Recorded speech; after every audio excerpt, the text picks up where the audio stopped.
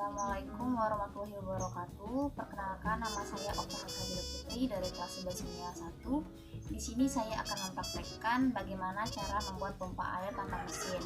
Di sini bahan-bahannya ada satu buah gilin minyak. Di sini saya menggunakan yang ukuran 5 liter. Lalu ada dua buah selang. Yang pertama yang panjang, yang satu lagi yang pendek. Lalu di sini saya ada pakai lem tembak supaya nanti tidak ada udara-udara lagi yang masuk. Pertama-tama caranya dia lubangi dulu bagian atas sini untuk yang panjang dan yang bawah sini untuk yang pendek. Kita masukkan ya.